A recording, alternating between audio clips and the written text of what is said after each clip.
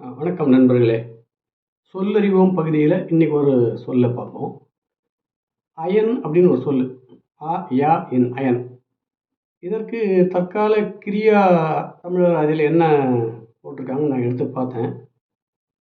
Iron ஜாதகம், iron பாக்குத்தூள் அப்படின்னு அவங்க அதுக்கு விளக்கம் போட்டிருக்காங்க. இந்த அயன் என்ற சொல்லுக்கு அவங்க எடுத்துக்கிட்ட பொருள் அப்படின்றது என்னன்னா, சிறந்த, நல்ல அப்படின்ற ஒரு பொருள் உண்டு அதுக்கு. அது பேச்சு வழக்குல இருக்குது.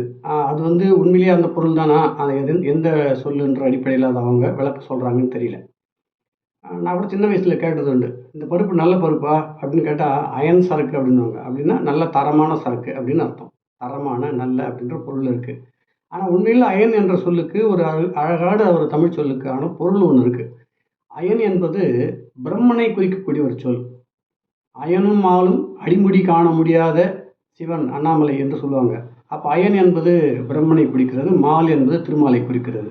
அயன் என்ற சொல் பிரம்மனை குறிக்கக்கூடிய நான்முகனாகிய பிரம்மன் என்ற கடவுளை குறிக்கக்கூடிய ஒரு சொல். இவங்க அகராதியில போட்டு வச்சிருக்கிற பொருள் என்பது நல்ல, தரமான அப்படின்ற பொருள்ல போட்டிருக்காங்க. ஆனா இதுக்கு அவங்க இதையும் போட்டிருக்கணும். அந்த அகராதியில என்ன போட்டிருக்கணும்னா, அயன் என்பது பிரம்மனை குறிக்கக்கூடியது அல்லது நான்முகன் என்ற ஒரு கடவுளை குறிக்கக்கூடியது என்ற விளக்கத்த போட்டுட்டு, அதுக்கப்புறம் வேணா அவங்க அந்த சொல்ல போட்டிருக்கலாம். ஆனா அயன் என்ற சொல்லுக்கு பொருளே அது மட்டும் தான் என்கிற மாதிரி அந்த தற்கால கிரியாவினுடைய தற்கால தமிழ் அகராதியில இருக்கு. அது வந்து அவ்வளோ பொருத்தமானது இல்ல. அதில நெறைய சொற்கள் அப்படி இருக்கு. நான் ஏற்கனவே கூட இது சம்மந்தமா ஒரு பதிவு போட்டிருக்கேன். ஆனா அயன் என்ற சொல் நான்முகனாகிய பிரம்மன் என்கிற கடவுளை குறிக்கக்கூடிய ஒரு தமிழ் சொல்.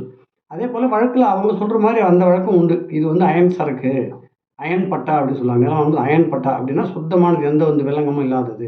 அப்போ அயன் பொருள் அதாவது தூய்மையானது, துல்லியமானது, சரியானது என்று பரவலா அதுக்கான பொருள் எடுத்துக்கலாம். ஒரு நல்ல என்ற அடிப்படையில் உடைய ஒரு சொல். ஆனால் அயன் என்ற சொல் நேரடியாக அதனுடைய பொருளை இறைவனுக்கான ஒரு நான்முகனுக்கான ஒரு சொல்லாக எடுத்துக்கொள்கிறோம். நன்றி, வணக்கம்.